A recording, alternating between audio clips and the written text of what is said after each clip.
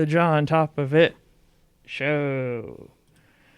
All right, welcome to the John Top of It show. I'm your host, John Meisberg, and today in the studio we have Kirk McClain. Hey, Kirk. John, how's it going? Hey, welcome to the John Top of It show. Thanks for inviting me. Yes, he works for the King County Homelessness Governing Authority in Seattle, and he's here, and it's a very broad term we said, but it should educate us on the homeless epidemic. And so, Kirk, thanks for being on the show and letting us know more about your experience in this area and how we can try to eradicate this issue. Thank you, John. Appreciate you inviting me here. Yeah. So, one of the things that I thought was really interesting is a lot of times you hear about politicians that are trying to solve for an issue that they really just don't have any experience with themselves, and they have no skin in the game. Mm-hmm. But not you. You've lived as somebody who's homeless before. Tell me about that. How did that experience that you had bring you to where you are today with wanting to work with King County to eradicate the homeless issue? Sure, John. It's a pretty long story. My experience with homelessness started back in 2009, and basically it was really a domestic issue. I was married, had a job. I was an office manager for another local housing organization called the Delridge Neighborhoods Development Association, and worked there for about 3 years. And they had some cutbacks, and I just ended up being let go. Oh. And so that's really how I lost my income, and eventually lost my place to live. And my wife ended up leaving me over that. Oh, that's terrible. And yeah, it was pretty bad situation back then. But it's like one of those things that sounds like it could just happen to anyone. It could happen to anyone. Yeah, it was just a downturn in the economy is really what it was. And so I ended up losing my job. And, me being a college graduate back in those days, I had graduated from Western Washington University, several years before that. And I thought to myself, this couldn't last. I could beat this. I'm an educated guy, and so I can think my way through this stuff. And as it turns out, I could not. I just could not find housing, and I looked and slept in alleys in downtown Seattle, and slept up at Cal Anderson Park on several occasions. Slept in hospital emergency rooms and everywhere. I think it said online you slept behind the library building of your college while studying to be to get a paralegal certificate. I sure did. Yeah. When people would ask me, I tell me I stay on campus. I live in the dorms. On campus, right? I live in the library dorms. Right. So yeah, it was pretty intense back then. Now, when you say you couldn't find housing, do you mean you couldn't find housing that was affordable? Because there's probably housing. It's just it's the cost involved. No, Seattle. It's so expensive. There was no housing. I mean, I just could not get housed at all. Right. Wow. And the problem is there was housing. There was housing, but that housing was mostly for people who were chronically homeless, right? And the people that you see out there that they look like they've been out there for a long time and life has beat them up pretty bad, and they don't have a plan to get off the street. They're just there, and they've kind of resolved that this is my life, and I don't know what else to do, right? And so those people are targeted the most. That's where the bulk of the money is spent on solving the homeless problem, is with those chronically homeless people. So guys like me who look normal, basically, normal, whatever normal looks like, but, someone who doesn't look like that, right? There's less compassion. Or there's less resources available. Less resources, less money, targeted toward those folks. So that was the reason why I couldn't get housed, and so I started doing my own studying, and I figured out, that, back then, this was back in 2010, 11, that there was like $20 million a year that was being allocated to Seattle by this act called the McKinney-Vento Act. These two congressmen made this act, and it gave a bunch of money to the states for homelessness, but that money went to kids and to chronically homeless individuals, most of it, right? Now, there's a housing levy. There's all kind of different monies that come to homeless people, but it's all targeted to the chronically homeless and the youth and kids, people who are more vulnerable, right? So if you're a single adult and homeless, it's tough for you to get housing. So it wasn't me personally. It wasn't anything personal. It was just that I was a single person who had a degree and didn't appear to show any signs of mental illness or, psychological whatever, something like that. So since I didn't display those kinds of things, you fell through the cracks. I fell right through the cracks. Yep. Wow. For 5 years. Wow. That's such a long time. Yeah. What would you say was some of the scariest aspects about being homeless for that long? Is it just like how you don't have like a home base, like you don't have like a place to like keep your stuff safe and to feel safe, or like what is it like? I mean, like I'm just speaking out of ignorance. I've never experienced homelessness myself, but like as somebody who's gone through it for that long, like it seems like it's not a great experience. Does it? That's an understatement. Yeah, that's an understatement for sure. Yeah. I mean, I'm trying to put myself in your shoes in the sense that it's like, oh, so like my stuff isn't safe. Somebody could destroy my home. Somebody can attack me, hurt me. Or like I can't stay warm. I don't know. Like it just the whole or like I can't keep my groceries refrigerated. Like I don't know, just the more I think about it, the more I'm like, oh, this would be so inconvenient in so many levels. Yeah, and that's really what it is. I mean, there are so many small inconveniences that you don't pay attention to during a day if you're not homeless. Yeah. That a homeless person really, it's right in your face. And one of those, and you mentioned pretty much all of them. There's more, but where are you going to sleep? That night, how are you going to eat the next day? Or like bugs that can like bite you, or temperature and I mean, I had a guy steal one of my shoes one night right off my foot. What's it gonna do with one shoe? I know, right? That's the same question I asked myself when I woke up. I'm like, why? But you sleep in places where you're not safe, and things can crawl on you, and people can hurt you, and people can take things from you. And for me, when I slept downtown Seattle, I would stand like, up by the freeway and just look down and just see all the lights and say, okay, there's got to please be some kind of a safe space for me tonight. And I would walk around and walk around and walk around, because I had some things I wouldn't do. One thing I wouldn't do is I wouldn't find myself woken up in front of a building where there was going to be traffic, people stepping over me kind of thing, Yeah. I wouldn't sleep in a doorway, Yeah. right? And I wouldn't sleep anywhere where I thought someone could hurt me. Yeah.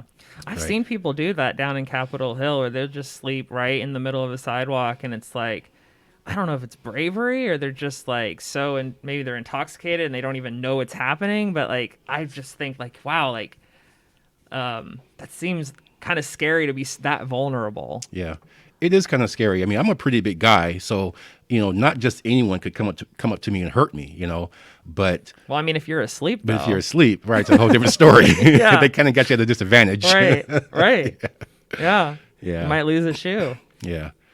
So continuing on with my saga, I by the second or third year out there, I had begun to give up hope, and luckily by that time, my son's mother called me and she asked how I was doing, and I just told her the truth, and I got to stay with her for about 6 months, right?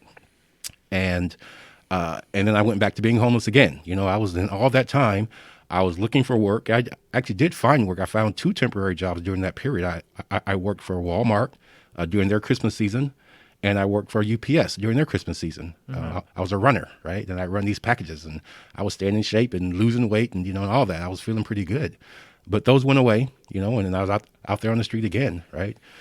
And goodness, by the time I got to Highline, I had the one. What's Highline? Highline Community College. Sorry. Okay. Yeah, the one event that really turned my attention toward the homeless problem, right? Not just my homeless problem, but the problem was that I went to a community meeting in Kent, and I was invited to that meeting by, well, I saw a flyer actually, and the flyer was from a group called the Poverty Action Network, right? And they're closely associated with Solid Ground, who I work for. I didn't know that at that time, but I saw a flyer and I went to this meeting, right? And when I got there, it was just in this community room in like this, Kent Commons, whatever. It was some school or whatever. And two politicians were there from Olympia, two legislators, two lawmakers. And they actually listened to people, talk about community issues, right? And when I got there, that's all I could think about was homelessness. And so I said, well, I've got something I want to say. And so I talked about my experience of being homeless, and they actually listened to me, and that was my first experience having a direct conversation with a lawmaker, with someone who I knew could change the law. And me having a legal education, I was like, totally going to law school in college. And so I was very interested in that stuff. That blew me away. And I thought, these are the guys who I need to know, if I want to change something, right? You started to see like the possibility of you making an impact on this issue as more realistic. Exactly. Yeah. Because I thought if I can get into a room with these guys and tell them my story, and what they told me before the lawmakers got there, they said, look, your personal story is the most powerful thing that you can say to these guys, right? And I didn't know that, but once I started talking about it, I just had passion for it because it was a passionate situation, for the last few years, right? And so it just kind of came out, right? I've been living it, so it just came out in my communication. And they were kind of blown away by it. And so I started volunteering immediately for Poverty Action. And I started going to Olympia, talking to lawmakers during their legislative sessions. And I talk about, homeless issues, talk about safety net issues. And I would just give my support and say, you guys need to give this money or allocate these funds or pass this law or whatever, and get this stuff done. And I became, I wouldn't say popular, but they kept asking me to come back. Yeah. And so I came back several times and did it and talked to these guys, and I actually got to know a couple of lawmakers personally. I know two of them. One's a Republican and one's a Democrat. And they're both great guys. And I stay in contact with them regularly by email. But it was a great experience, and it taught me a lot. And so at that point, I started trying to learn about how to actually advocate, like formally, right? Do it. And so I took this course that it was the Washington Low-Income Housing, Washington Low-Income Housing, I think, Association Alliance. Sorry, the Washington Low-Income Housing Alliance. They had a program called the Emerging Advocates Program. And so I took that 8-week course, and I did pretty well. And I started working with a gentleman by the name of Ben Mishk. And he's actually someone who I helped vote into our Continuum of Care Committee on the King County Homeless Regional Authority. So good guy, great guy, awesome guy, taught me everything I know about advocating. And so we would go out to different places and just teach people, do a media thing and have folks come to the meeting and we show them how to advocate to their lawmakers, and in their community. And so I started doing that, did that for about a year, and couple of years, I guess. And then when 2016 rolled around, I was blessed to get awarded the Advocate of the Year award from the Housing Alliance. Oh, wow. Yeah, I was blown away and surprised by it, I gave this big old speech in front of all these rich folks that didn't know what to say. I just kind of said, just spoke my heart and just said, look, you guys, this is a major issue, and please give us your money. We need money. Yeah. So that was that. And then I had been working by that time. I found work. I got my first job at DESC, the Downtown Emergency Services something. But they're right down on 3rd and James. And they're like ground zero for all the chronically homeless individuals that are, in the downtown area there.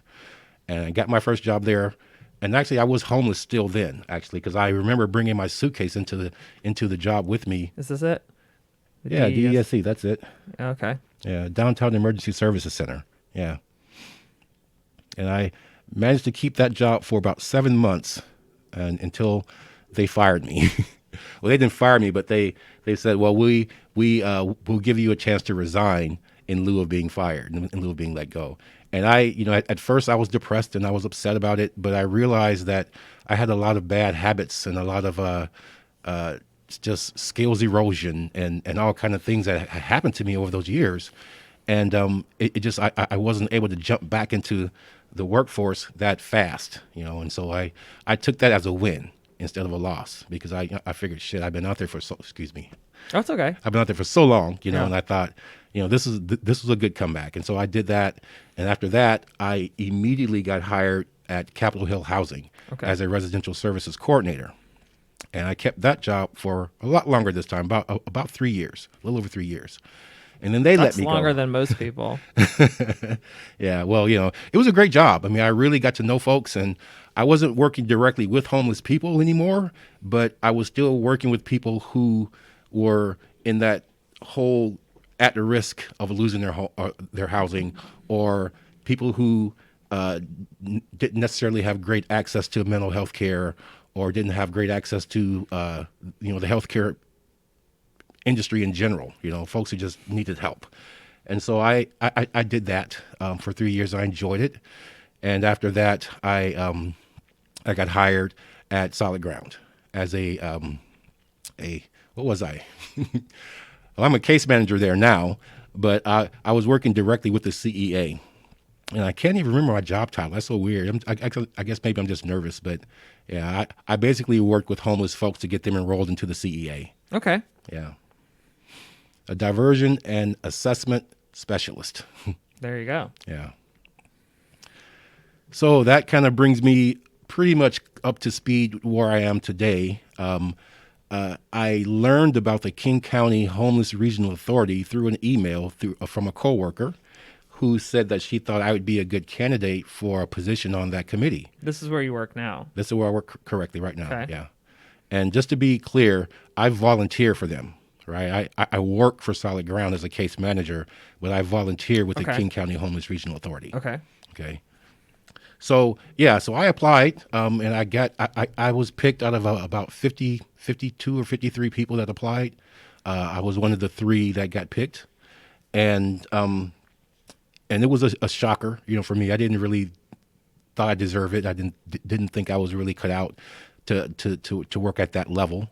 I was totally intimidated by, all these names I saw, like Dow Constantine and Jenny Durkin. and there she is. Yeah, and all these other council members and a couple of Auburn's governor, City council. no, with them too. Mm-hmm. The mayor of Auburn and the mayor of Kirkland. Wow. They're on it too. Yeah. All right. Yeah, and a city councilman from Renton and all that. So there's a bunch of pretty heavy hitters in this group. Yeah. And I quickly found out.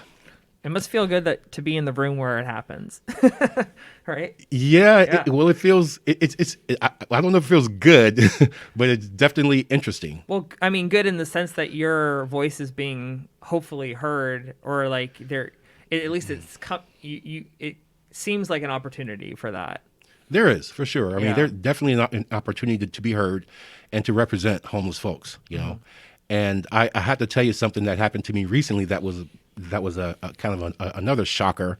I was on the phone, a Zoom call with the executive director of the People's Institute for Survival and Beyond. And this group is basically the biggest racial equity training group in the country. I mean, they are most known. I mean, they're national, right? They're huge, and they do really, really good work. I mean, they have a reputation that, if you have one of these racial equity trainings, you are definitely going to see the real racist, they just, they can peel back the layers and they know how to do it, right? They're really good at it, and they are very intense sessions. I've been to one in my life, and I, was shocked, just completely amazed at what makes them happened. so intense.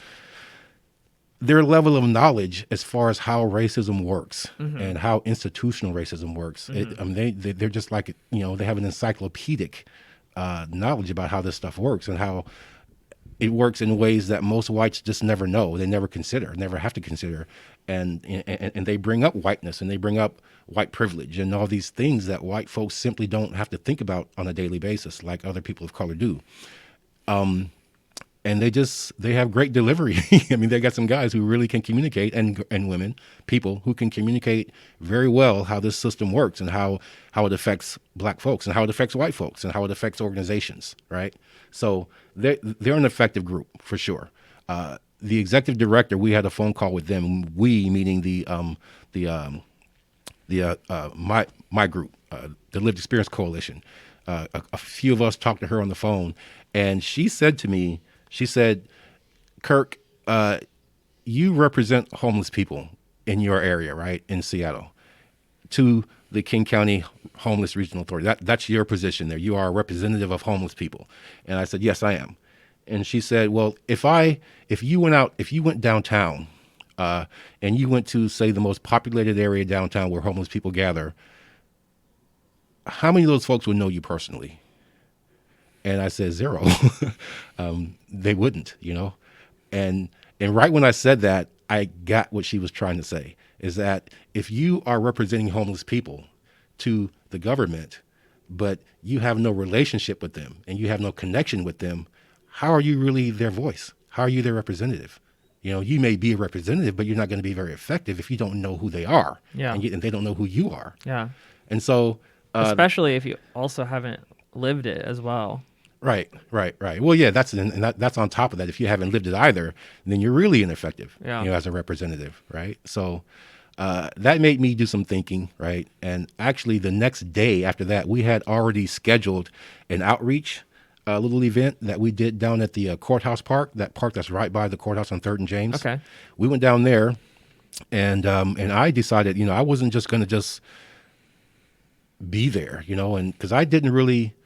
To be honest with you, John, since I have been working and I've come out of homelessness and got off the street and kind of established myself, I can pay my rent now and I have a car and I can pay my car insurance and all that. I just don't feel the same way anymore like I used to. I don't have that I'm not in survival mode anymore, At times, I think maybe it kind of comes back and creeps into my mind a little bit, but most of the time, I'm just like you. I'm just a regular guy doing my job, making money, trying to support myself. I mean, not being in survival mode, I think, is a good thing, though. Like, you don't want to live in fight or flight mode. I think it's really unhealthy for your. I think you can get adrenal fatigue from that, right? It's like always feeling like worried is not healthy. No, it's bad for your health. Yeah. In general. Yeah. Yeah. So I don't experience that any longer. But I think I've kind of gone too far to where even though believe it or not, I'm working in this field, and it's like, before I became a case manager, because now I case manage people who are formerly homeless, who have a place to stay, and they just need support services, right? So the building I work in is called a permanent supportive housing building. Right. And so people live there. Most of them survive on SSI benefits or maybe some other kind of retirement benefits, but they're stable, basically stable. Right. But before that, I was working with people who were literally homeless. Right.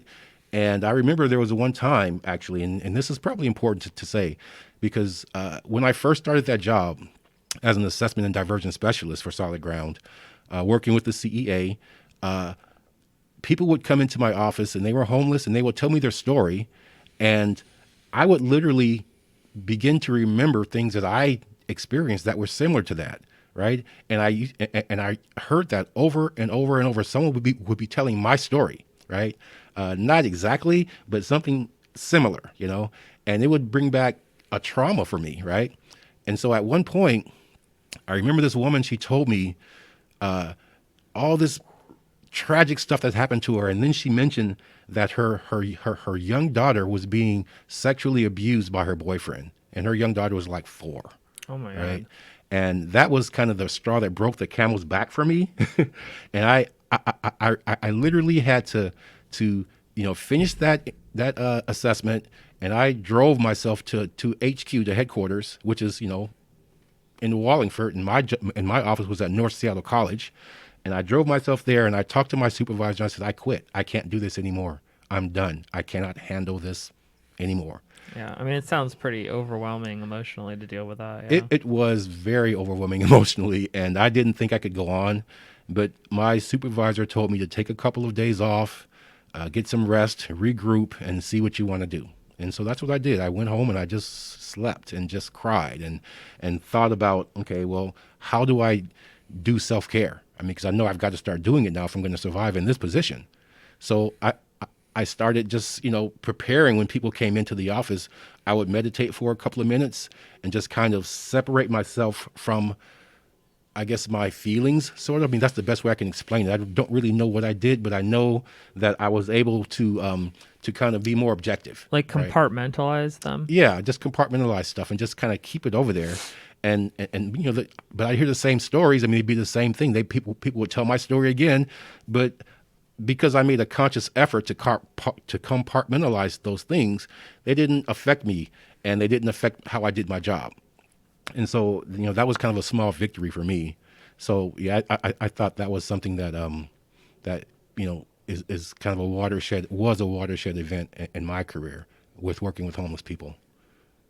Yeah. Wow. So that's quite some story of how you've gone from living as a homeless person to all the way to somewhat of a partnership with the mayor of the city. That's pretty great, like it's amazing how far you've come. I think there's a lot of questions that I still have, and I think a lot of viewers out there might have about homelessness in general that I thought that maybe we could touch on. Sure. One of the things, well, I mean, just how about just for starters, like, given all of the experience that you've had in your life so far, what's like one of the biggest misconceptions that you think the average person has about being homeless that you would like to like address or put out there? Oh, sure. The number one biggest misconception that most people have about homeless people is that they think they are choosing to live that life. Mm-hmm. Yes, I hear that a lot from Republicans. Yeah, they're making those choices on purpose. Yeah, to keep them out there. Yeah, I mean, I've heard like, oh, they just don't want to work, or they just want to do drugs and live for free, not have to worry about working. And I think what you're saying is like the majority of people who end up being homeless, like it was, there's like a snowball effect of like things that build up that lead to this unfortunate situation that then becomes very difficult to get out of, right? Yeah, that's exactly what it is. I mean, that's exactly what happened to you. Yeah, right. And I can say that from experience. It wasn't anything that I did necessarily to lose my job. Yeah. I didn't do anything. I was a great employee, I think. It just was about money. Yeah. And so that's how it happened to me. Now I know this. I will tell you this, John. During that 5-year period when I was out there, two things. Number one, I kept a journal, and number two, I paid attention to the people that I spoke with. I really did, because I didn't really understand how bad the homeless problem in Seattle was, in King County. I didn't know how bad it was until you're actually out there at night with no place to go. And then you see how many people are like you out there. It's like it's easier for homeless people to blend in during the day, you're saying? Like you don't notice it as much, and then at night it becomes more apparent? Yeah, because all the working folks are gone home. Yeah. And so that's pretty much all who's left. Yeah. That's the same thing I've noticed about taking public transit really late at night, is you start to see a drastic difference between like, it's like all people during the day, it's like people heading to work, heading back from work, and at night it's like a totally different situation. Yeah, it is. Yeah, so you see that difference, right? And I used to have conversations with intentional conversations with people just to see what their story was, just to see what happened, how they get out there. Now, it's kind of dicey to do that because you don't want to get into someone's personal information or their story but I'll tell you this, most homeless people, they want to tell a story. They want people to know, what happened, because most of it's tragic and a lot of the time it's just not their fault, and they want people to know that because they get judged constantly by people, about how people look at them and just by their situation, not by the circumstances that led to it. Well, no one sees that. They just see where they are today, right, that moment, and so you get these looks from people, and it's horrible. I mean, I can tell you one really bad story. That one thing that's happened to me it was by far the most intense and terrible situation or event that happened to me while I was homeless. And it's not going to be anything crazy, but just listen to this. Okay. I was in downtown Seattle one nice sunny day. This was back when George Bush was in office, right? And I had to use the bathroom, and I've been around long enough to know, you don't go to the bathroom in the library because there's too many homeless people in there already, and the place is messed up and it stinks, and it's just not. You learn where to go, right? And so the big buildings and the ones that have great, nice, brand new, clean bathrooms, that's where you go, right? Well, that didn't work out for me that day. I got kicked out by 3 or 4 different guards, security guards, and like, get out of here. We know what you're doing. You can't come in. And, and that's a whole nother story in and of itself, right? But just by how I looked, they knew, but they didn't really know. But anyway, so I found myself I went to the King County Administration Building. It's the building that's right across the street from the jail on 3rd Avenue, right? And I was in the bathroom in there, and I was taking what they call a bird bath, right? I was filthy and stinky and had to use the bathroom. And so I went in there, used the bathroom, and I went back to the sink, and I started cleaning up, washing myself, right? And this white guy walks in. He had on like a nice tie, a nice shirt, nice slacks. I knew he was some kind of a professional that worked there. You could just tell, nice haircut and just a nice clean cut guy. Yeah. And I was, washing myself. I wasn't naked or anything. I think I may have had my shirt off or something, but this guy gave me a look that I will never forget. Yeah. And I'm going to get a little emotional here. Like disdain. It was worse than disdain. It was something like, you are a piece of trash. Wow. You are just nothing. You're a piece of trash. And he looked at me and said, what the hell are you doing in here? This is for working people. You bum, get out of here. I mean, he didn't really go that far, but he did ask me, what are you doing in here? This place is for working people, right? Yeah. And the way he looked at me when he said that, I just cringed. I mean, it hurt so bad, right? And I don't even know why, because I'm a tough guy. I developed some kind of a thick skin, I thought, but when that guy told me that, I was just hurt. And so when I went out, and this is just, it went on all day, but the first thing I did when I got out of that building, I was in a rage, and I walked to the corner. Where was I at? I walked out of the building and I went around the corner and I just stopped and I said, I fucking hate George Bush. That's the only thing I could think of. I'm like, this is not my fault. And I was yelling like, I had lost it. I completely lost my nuts, right? Yeah. Just completely. And I just yelled out, I hate George Bush. This is not my fault. I've got a college degree. This is not my fault. And I just can continue walking on down to wherever I was going. And but it sounds like you're just trying to find a way to clean up. I mean, what's this guy's problem, man? He's just, people are just so disconnected from other people's struggle. Yeah, that guy was completely disconnected, and I think he had more than just disconnection. He had a malice, for people like that. Obviously, because I had never been looked at like that by anybody in my life. Yeah.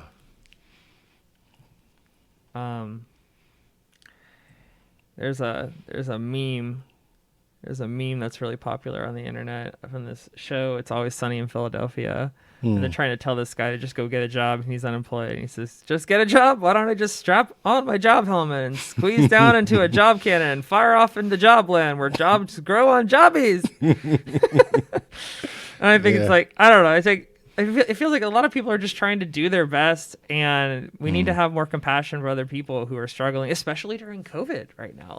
Exactly. This year has been even worse, right? So many people I know have been laid off. So many companies are not hiring anymore. It's getting bad. And when you couple that with automation and artificial intelligence replacing everyone's jobs, like Yeah. we just need to have more compassion for other people who are struggling, who don't have enough money to pay their bills, that don't have maybe they're living in their car on the street. Like, just like keep that in mind that people are struggling, and it's like not everyone has it as good as you. But speaking of COVID, what has it been like in your line of work, helping the homeless during COVID? Is that more of a challenge? Do you guys have to be more careful, or? Yes, we do. And as a matter of fact, I just had a conversation with a coworker of mine yesterday who told me something I did not know about the leadership of Solid Ground and how we've responded to the situation where I work. I work in in a space where there are about 5 or 6 big apartment buildings, right? And all these folks are families and single adults who have been formerly homeless. Most of them survive on SSI. Most of them have some. Well, I say most of them probably have to one degree or another some mental health challenges, and some other medical challenges. Those kind of things. And so I was talking to my coworker, and she told me that we have a policy that if we find out that one of our one of our tenants has COVID, is a test positive, that they aren't allowed to tell us who it is because of HIPAA laws. And That seems like a problem, though. it is a problem because you got confidentiality, but you've also got the risk of spread, Yes. right? And so I feel like the health concern trumps the confidentiality if it's going to end up potentially killing someone, right? yeah, well, that's the argument, and we're trying to get that changed. But I was very surprised about that, because if someone that I work, a client of mine that I work with, if that person is test positive for COVID, and I don't know, Yeah. Or the other people in his circles or his environment don't know, then and plus it just seems like the way it is with and I'm going to use this word carefully, but these types of individuals, they in general don't seem to care as much. Mm-hmm. They've got other things on their mind than us regular folks, I guess. Yeah. I mean, I hate to say those words like that, but they have other things they're thinking more about. Pressing issues Yeah, on the bottom of Maslow's hierarchy. Exactly. They're still living in survival mode, some of them. Yeah. Most of them are. Yeah. And so COVID-19, if they don't know anyone who died and, no one that they have seen died, and all they really hear are statistics about who's died, then it's not really real for them. Mm-hmm. So a lot of the people that I work with, they don't mask up. And we have to tell them, can you wear your mask, please? And they'll put it on for that moment. But when they leave, they take it off, And so the risk of COVID-19 spreading exponentially is there, because if we don't know that they have it or test positive, they could spread it easily, you know? And so it's like, how do you balance that with HIPAA laws and confidentiality stuff, right? And I mentioned to my coworker, I said, well, why don't we just give them all ROIs, releases of information, so that they can tell us, mm-hmm. or someone can tell us. Yeah. And she said, that's brilliant. I'll do that, and I thought, okay, fine. But it was just a kind of a thought I had, but it's really the only way because there's obviously some kind of administrative something going on, that the folks who are breathing air I don't breathe for Solid Ground, that they are having to abide by, that simply it just doesn't, it's not going to work for this situation. Yeah. So they have to do something about it. So maybe the ROI is the answer. Yeah, I hope they implement that pretty soon. It seems kind of ridiculous that people's health isn't being prioritized over some kind of legal thing rule that's set up. Yeah, it's crazy. Yeah.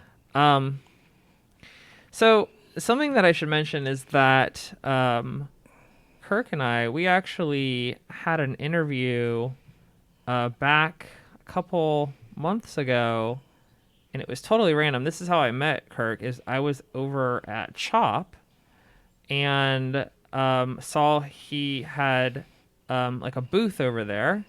I can show a picture of it. Let's see. Here he is right here. This is the Lived Experience Coalition. And I just happened to come across this and met him and spoke to him about what was going on. And we got into talking a lot about just a lot of topics around homelessness that I was just not familiar with. So one of the things that he brought up to me was the difference between low-income housing and affordable housing. He said to me that we need more. Did you say we need more low-income housing and not affordable housing? Correct. I was wondering. That's correct. Could you yes. Explain what you mean by that?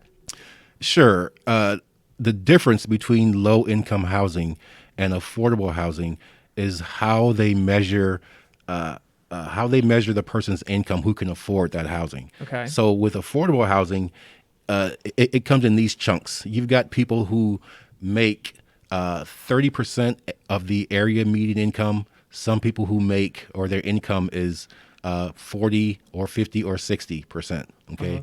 All those different percentages, that's what makes up the group of units that are called affordable housing. Okay. Right. People who make those, between 30 and 60% of the area median income, those are the folks who they make that housing for. Now, for low income housing, that housing is for people whose income goes down to zero. Okay. Right.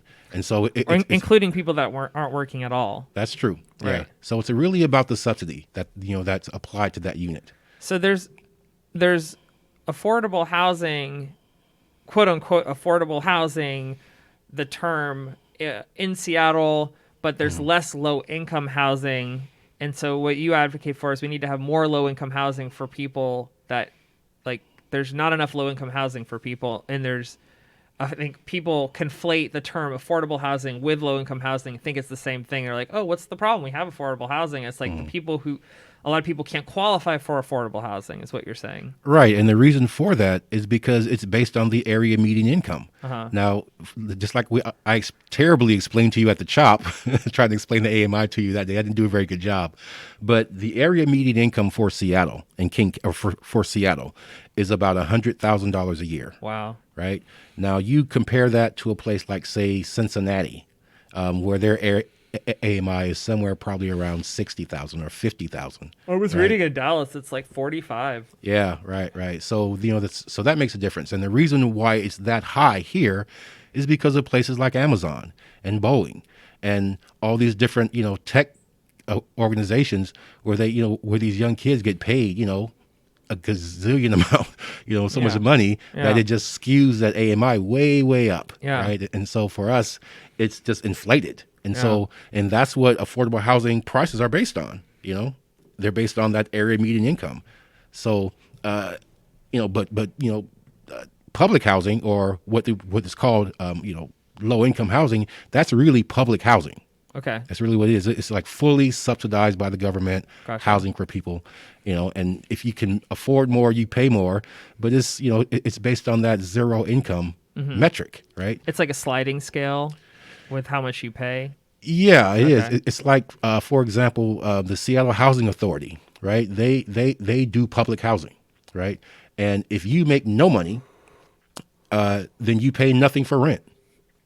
Nothing, right? Of course, I don't know this for sure, but I assume that they have programs for people who are completely broke and don't have any money, but they have programs to probably help you, get your resume fixed up and try and help you to become employable or get training or, some kind of skills training.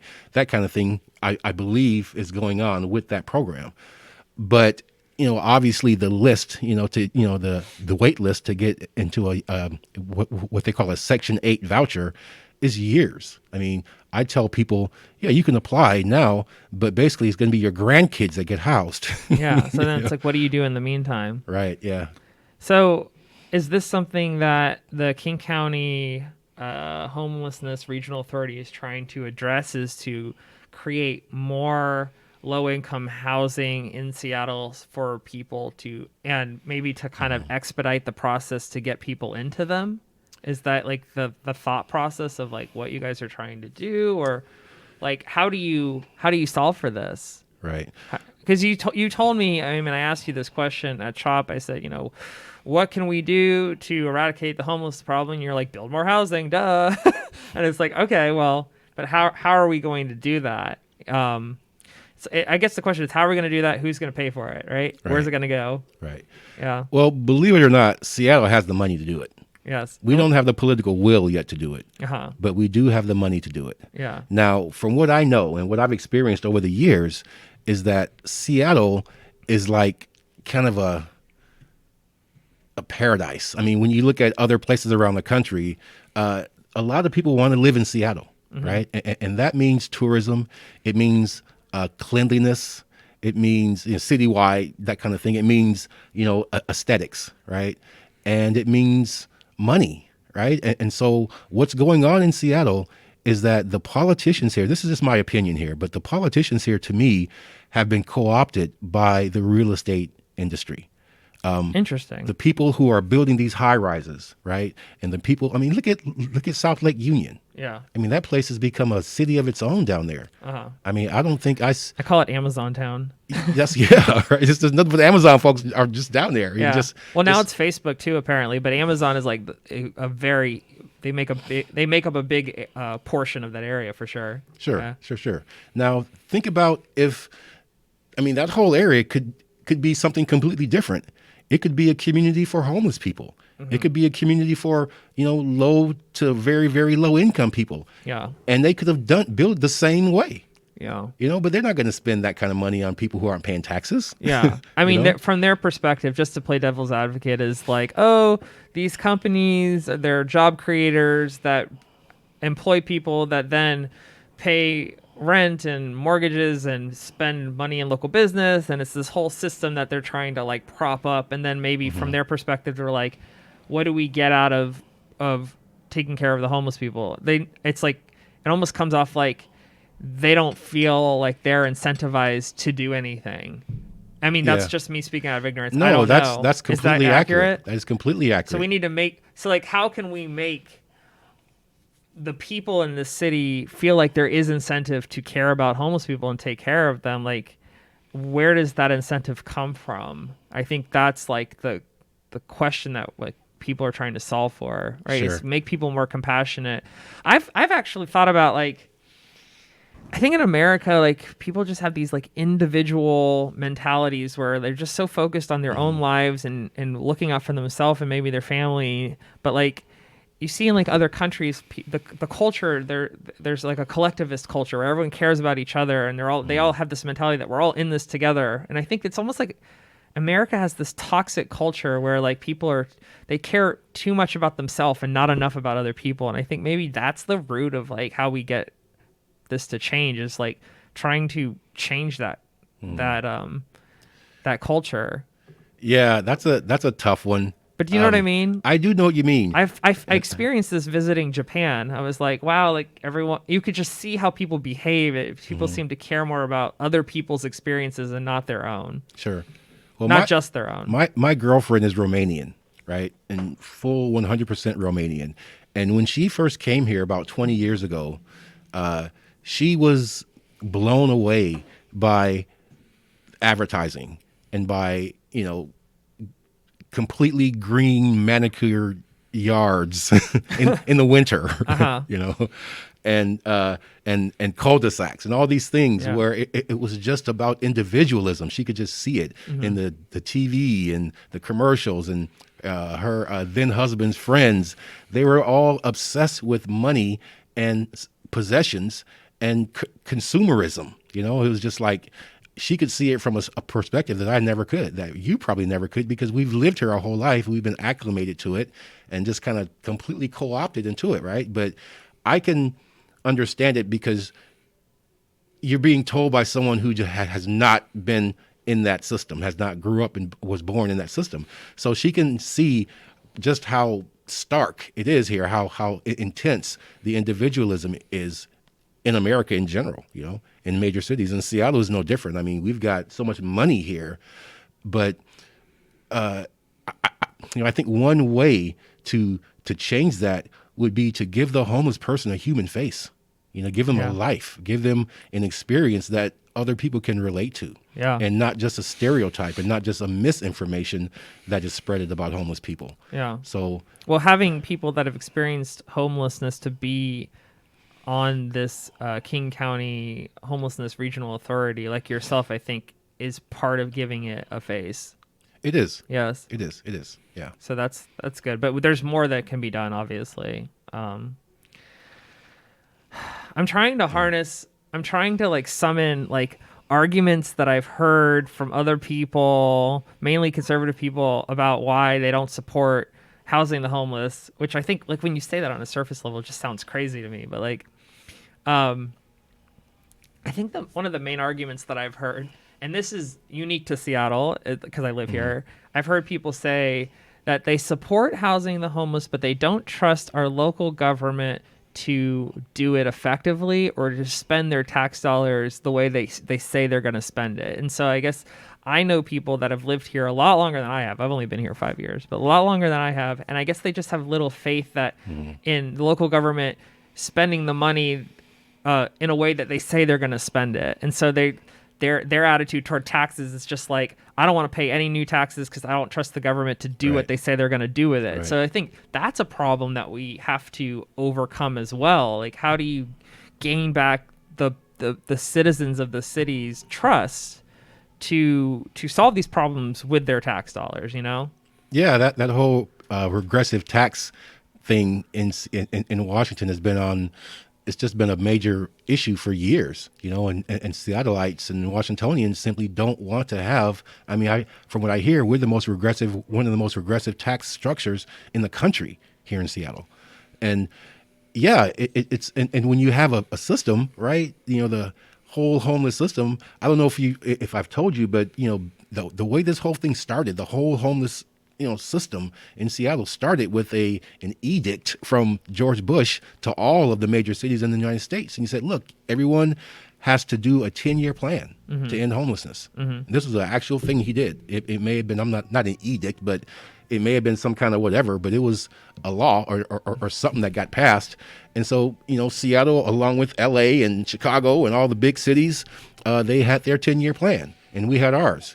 And by the time our 10-year plan was done, there was more homeless people than it was when the 10-year plan was instituted, right? And so, what happened? Well, yeah, that's the question. What happened? Nothing happened. I mean, but my point, though, it kind of goes to your comment about people not really trusting local government to spend that money the way it should be spent. Yeah. And so, yeah, and it's still happening. I mean, this is the third iteration of that 10-year plan, It just didn't work. It was like 20 years ago, and we still have a major homeless problem. Yeah. And so, one of the issues that the Lived Experience Coalition and myself want to get across to, the mayors and the governors on this committee is that, look, you guys, you had a shot at this 10, 15 years ago. And we're back at the same starting point as we were before. Yeah. And all that money that got spent, what happened? I mean, it must feel kind of disheartening for you, and you must have some cognitive dissonance regarding the situation in the sense that, like, on one hand, you've been asked to partner with the mayor and city council for different areas, and it's a great experience. You have hope that it will lead to something productive. But then simultaneously, you think about how they have had the opportunity to address this situation for a very long time, and you're like, what do you have to show for it? Right. And it's like, I don't know, that must be kind of depressing to think about. Well, yeah, I mean, it is depressing to think about that. Yeah. But, it doesn't mean that you have to give up. And it doesn't mean that we don't still have the potential to do it. I admire your perseverance to keep trying. Yeah. Yeah, I'm not going to give up. Not while there's still homeless folks out there. It's like you look into their face and it's like, how can I give up? How can I let just the difficulty of the situation just overwhelm me? you know. So, like, what do you think is going to make the difference, though, between just talking about it and execution and making a dent in this problem? Is it going to be just more pressure on mayors and city council to treat homelessness as a priority? Like, what do you think, from your perspective, is going to be the difference between over the last 15 years and what could happen in the next year? Yeah, that's a really tough question because, in my mind, I think because of the George Floyd environment and the Black Lives Matter movement, we're kind of in a special situation here, I guess. What do you mean by special? Well, I mean that there are questions being asked that weren't being asked before about racial equity and about poverty and about police brutality and violence and that kind of thing. Which is a good thing. It's a great thing. It's a really great thing.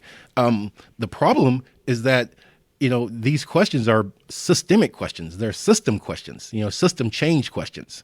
And to be honest with you, John, I just don't believe that the system can reverse itself. I mean, when I think just about, because you're aware of it doesn't mean it's going to fix it overnight.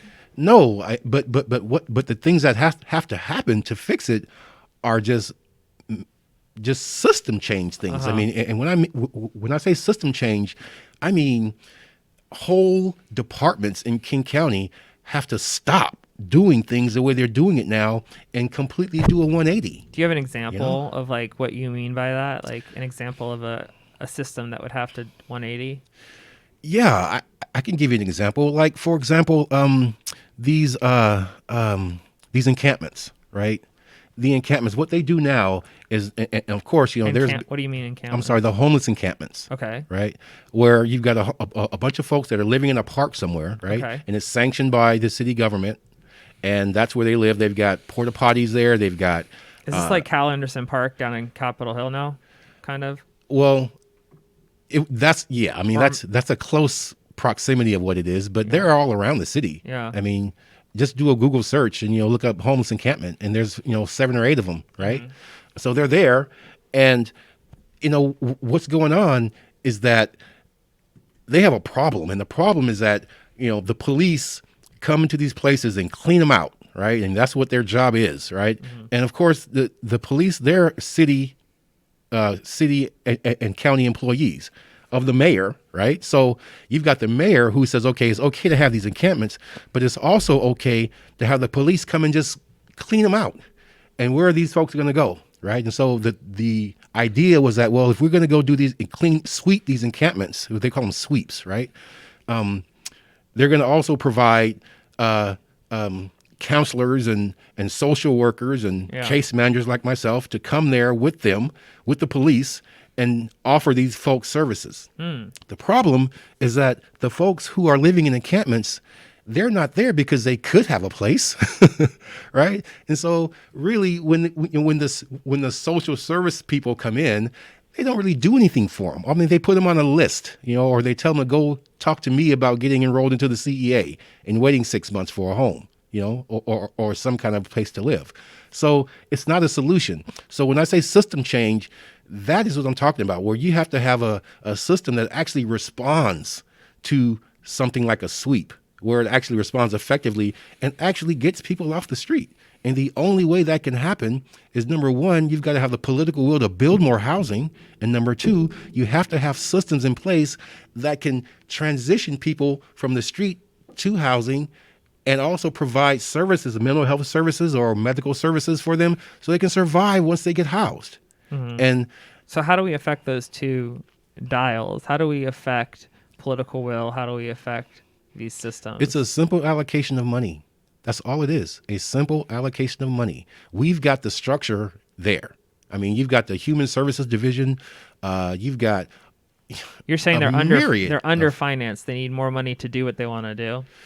More tax dollars. They need, they probably don't need the tax dollars. They just need to allocate it to more targeted departments and more targeted places and people. Is this part of what Black Lives Matter was talking about, though, is the idea of potentially of reallocating some of the funding from the Seattle Police Department to perhaps redirect a portion of their funding towards a program that helps homeless people, so then maybe the police don't have to handle them, and trained professionals who deal with homeless can handle them instead, and maybe have more successful outcomes? Yeah, right. When you talk about reallocating funds from the police to social services, that's just not like one tiny department where you've got some psychologist who goes along with the police and escalates the situation so the police don't got to pull their guns out. Yeah, it's right? more than that. It's more than that. I mean, when you allocate money to like a place like the Department of Human, I think is HSS, or one of the social service departments within the King County, City of Seattle,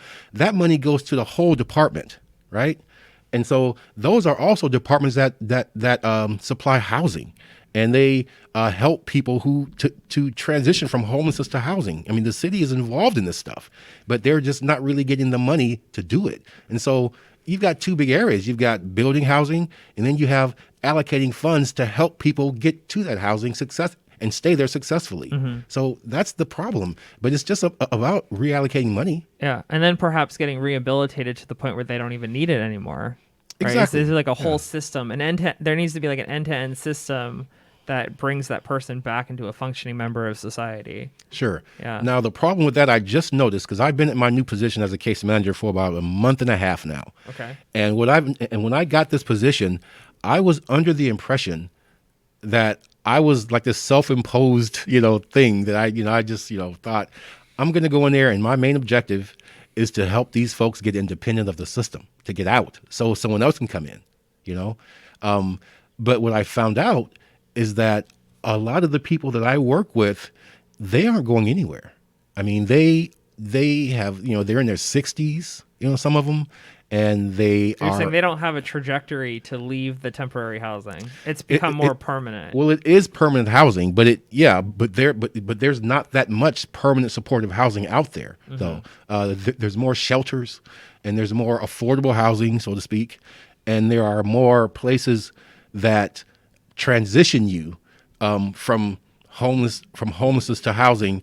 And that transition was called transitional housing. But the idea of it behind it is that it's supposed to transition you for a permanent housing that you get, not that they give you, that you can get it. Go out and market rate, kind of stuff. Right. But and it doesn't work that way. There's probably more public support for that, because I think one of the main pushbacks towards all of this is like you have all the people out there that are paying their rent and their mortgage, and they're like, it's not fair. It's not fair that other people aren't paying what I'm having to pay. It's like you probably have that attitude that you're constantly dealing with. So I can imagine that transitional housing where somebody is being given, assistance to help get them back to a place where they can participate like the rest of the society is like, that's more of a popular idea. But then if you get into, letting somebody have,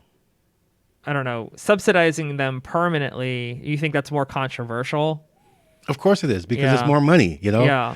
But it's like a situation where people probably develop this attitude of like, it's not fair because I have to spend all this money for my place and they don't, kind of thing. Do you know what I mean?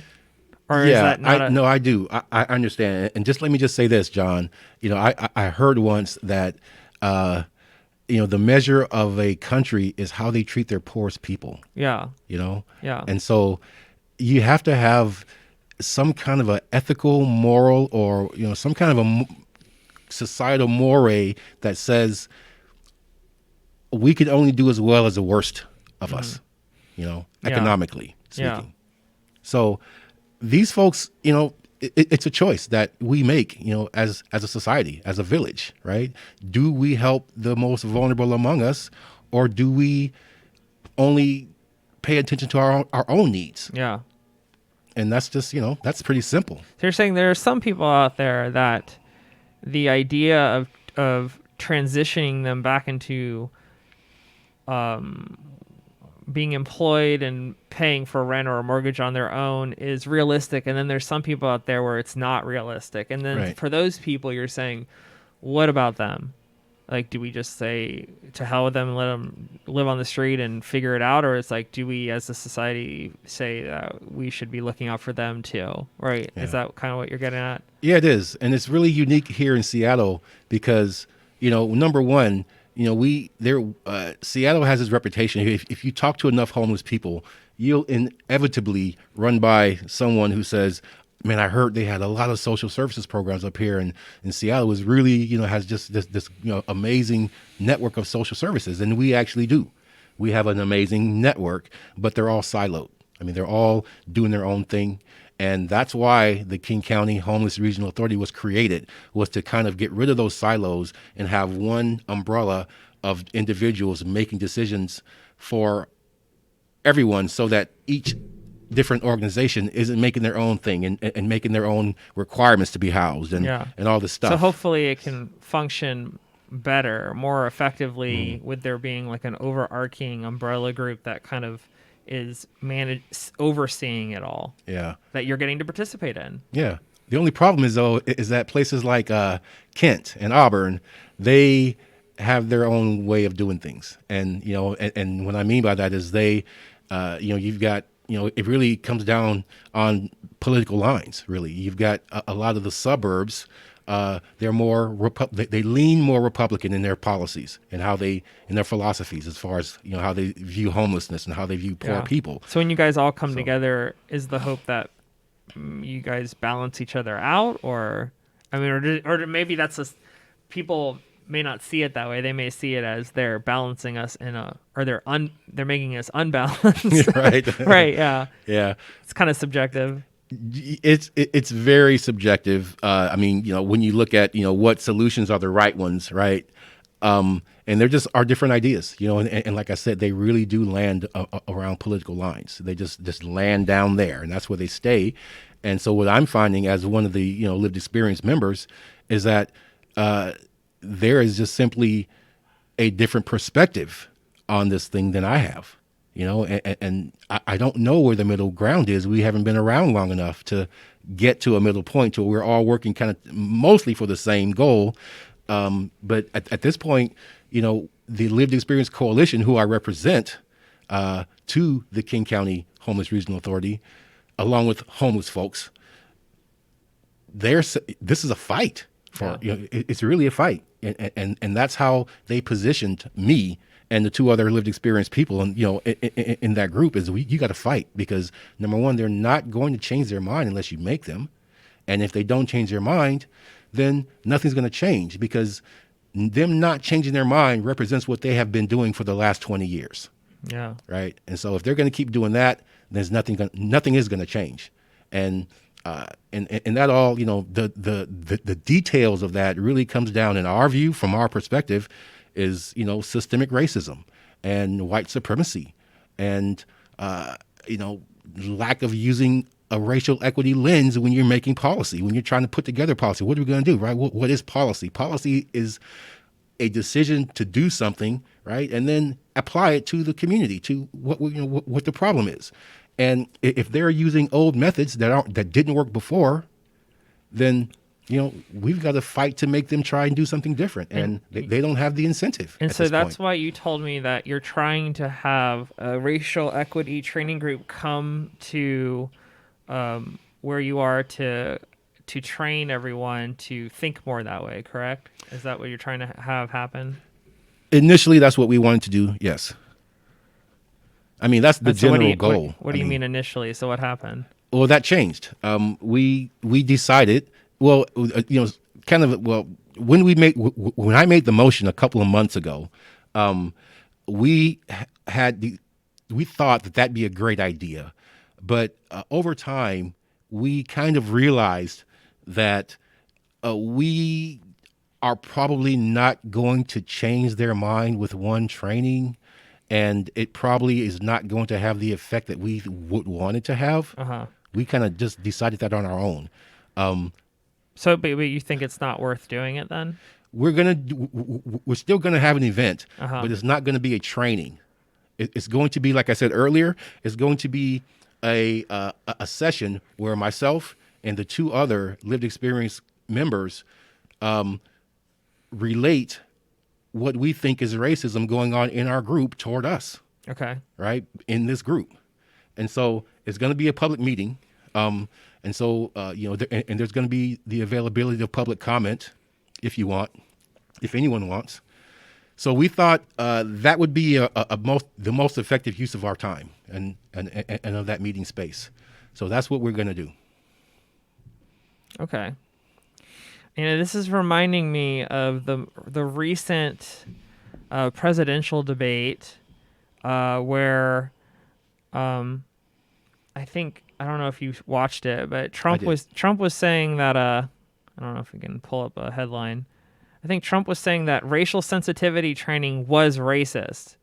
I don't know I think he was saying that like the things they were teaching people or race, he was saying racist against white people, but like, I don't know. It's crazy to me, what he was saying, but like, I think what it sounds to me is like, in order for you to make progress in this committee, people first need to be self-aware of how they're treating each other. And it's like, how do you go about doing that? Do you think a training group some kind of training would help people become self-aware? But it sounds like you don't have a lot of faith in that.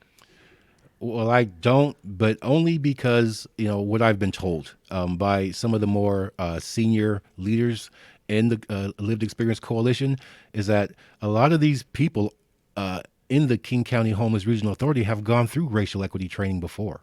Uh-huh. So it's like, what would be different this time, you're saying? Yeah. Another startling stat that you shared with me last time I interviewed you, you said that Black and brown people make up more of the homeless population, but more white people receive housing or qualify for temporary housing. And I remember asking you that why, and I think the answer was just kind of like the system has failed, or yeah, go ahead. I was specifically speaking about the enrollment into the CEA, or the Coordinated Entry for All system. Now, as I said before, that is the most robust and biggest homeless housing system in the state of Washington, right? It gets the most money, it handles the most people, and the way that you get into that system is you do an assessment through me, right? And the assessments can take between 1 and 2 hours to do, based on if you're a single person or if you're a family, a mother, of whatever, And so what I was finding was that, I was seeing a lot of Black folks come into the system, right? They were coming to me for assessments, and I was enrolling them into the system, much more than white folks, right? And so, and everyone was being enrolled into the system. However, the people who were being housed through this system were predominantly white, or at least more white folks were being housed than Black folks. Mm-hmm. And so we thought that's strange because generally, as far as my own personal experience of doing assessments on people for 2 years, generally Black folks scored higher on the assessment than white folks did. And in this assessment, the higher you get, which equals the more vulnerabilities you have and the more challenges you have, you're supposed to be housed first, because in this system, they're housing the folks who, it's like a triage system, right? Yeah. So to me, this implies that the person processing the application might have a bias. Well, when you have a potentially 23-year-old white girl that just graduated from the University of Washington, School of Social Work, who's never smelt a day of homelessness in her life, or his life, it's going to make a difference. Yeah. Yeah, and plus I could tell, being homeless myself, I could tell that there were several questions on that assessment that the person who wrote that question didn't know what homelessness was, had no clue what it was. And so I used to end up, I didn't change the questions, but I would ask the questions in a way that I knew I could get an accurate answer with. Because if I asked it the way it was on the assessment, I would not get an accurate answer. I had people change their answers all the time when I just said it a different way, And so, and that's really was the cause of that inequity as far as what people were being housed and who wasn't being housed. That was the cause of it. Okay. Those questions. So for the viewers that are out there that are hearing all of this, that want to get involved, like, what would you say to them? What would you say to someone who lives in Seattle and they're like, I want to help help eradicate homelessness. I don't want to just stand on the sidelines. Like, what would you say to those people? What can they do? I would tell them, number one, to vote. Yeah. Follow the city council's sessions and follow what they're doing. Get involved in some kind of a group that is able to go and speak up during these Seattle City Council meetings. Go to Olympia, write your lawmaker, your legislator, whatever district you live in, find out what your legislative district is and find out who is the politician in Olympia that is over that district, and write them an email, call them, do something. So you just like go to the city council website and look at their calendar and just show up? Like, what do you mean when you say like, or I guess you can watch their live streams and be aware of like what they're talking about, but like, well, the easiest way to do it really is to get on some kind of not a listserv, because that's kind of old school, but I get emails from Shama Sawan all the time. Okay. I get emails from my district legislator all the time. And so they tell you what's going on and they tell you what they're doing. Mm-hmm. Now, you can join groups like the Washington Low Income Housing Alliance. You can join groups like Skitch, the South King County something, but they deal with homelessness too, and they are always putting out emails as far as what's going on and who they're going to talk to and what meeting is going to happen at the town hall and that kind of thing. So there's lots of ways to get involved. All you've got to do is just become a part of one of these groups, okay, and they will send you emails because they're really busy. They're like, for lack of a better term, they're on top of it, John. Yeah, so there's lots of folks doing a lot of things. This is Sketch right here. Homeless.info. Yeah. Okay, so there's a lot of groups really trying to make a difference. That's great. So just like get involved with one of these groups. Yeah, Poverty Action Network, they're doing good work too. Okay.